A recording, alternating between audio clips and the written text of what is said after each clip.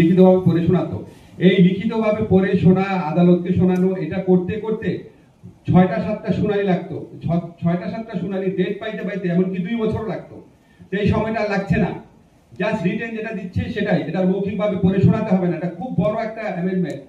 Second যেটা বড় amendment সেটা হচ্ছে আগে টাইটেল পাওয়ার জন্য একটা মামলা হতো, তারপর হচ্ছে আবার এটা এক্সিকিউশনের জন্য আবার আরেকটা মামলা হতো। তো অনেকে টাইটেল পেত, এক্সিকিউশন করতে করতে আরো 5-10 বছর লেগে যেত। এখন একটা মামলাতেই সব নিষ্পত্তি হবে। আগে আপনার ইচ্ছা মতো অ্যাডজর্নমেন্ট নেওয়া যেত, 6 বার মুলতবি নেওয়া যেত, এখন সর্বোচ্চ 4 বার মুলতবির ব্যবস্থা করা হয়েছে। আগে হচ্ছে আপনার সমন জারি করা নিয়ে প্রচুর সময় লাগতো, এখন আপনার সমন জারি করার পাশাপাশি হোয়াটসঅ্যাপে, ইমেইলে, মেসেঞ্জারে মেসেজ পাঠানো যাবে। ওই মেসেজ পাঠানোর রেকর্ডগুলো আমরা রাখবো এবং এটা এডিশনাল মেজার্স হিসাবে এরকম কিছু কিছু জিনিস করে আমরা আশা করছি মামলার সময় আশা করছি অন্তত অর্ধেক কমে যাবে। আগে যদি আপনার 5 বছর লেগে থাকতো এখন 2.5 বছর হয়ে যাবে। আগে যদি 2 বছর লাগতো তাহলে 1 বছর হয়ে যাবে। আমার আসিফ মাহমুদ, দুইটা আইন খুবই গুরুত্বপূর্ণ, সিপিসি এবং সিএসসি। ক্যাবিনেটে যে আইনগুলো ওঠে সেইগুলো যেভাবে আমরা ব্রিফিং পাই, তারপরে আমরা যখন যে অফিসে লিখতে যাই ব্রিফিং এ ইনস্ট্যান্টলি অনেক কোয়েশ্চেন আমরা করতে পারি না।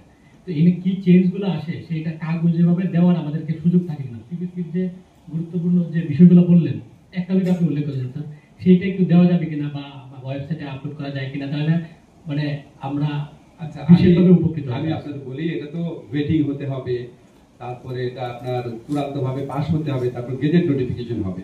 আমরা আপনাদের শুধু উপদেষ্টা মণ্ডলীর সিদ্ধান্ত জানাচ্ছি। তবে আপনাদেরকে একটা জিনিস কনফার্ম করি, যেহেতু সাইবার সুরক্ষা অধ্যাদেশ নিয়ে অনেক মানুষের আগ্রহ আছে, এটা আপনার গেজেট নোটিফিকেশন হওয়ার পর অ্যাকচুয়ালি কোথায় কি পরিবর্তন এসছে এটা সোজা করে আমরা আইন মন্ত্রণালয়ের ওয়েবসাইটে দিয়ে দিব। ঠিক আছে, সেটা দিয়ে স্যার আমরা যদি খসড়া দিয়ে দেয় তো আমি চূড়ান্ত বলবো না, কারণ হচ্ছে অফিসে গিয়ে আমাদের এত প্রশ্নের সম্মুখীন হইতে হয় যে আমি আপনাকে ইনস্ট্যান্টলি কয়টা প্রশ্ন করবো, আপনি নিজে এখানে যেহেতু লিমিটেড করে দিচ্ছেন আমি করতে পারতেছি না। আবার মানে অফিসের বিভিন্ন এখন আপনার লিমিটেড করে 5% মামলা, রাফলি স্পিকিং, হ্যাঁ 95% মামলা তদন্তাধীন যেগুলো আছে, বিচারাধীন আছে, সব বাতিল হয়ে যাবে।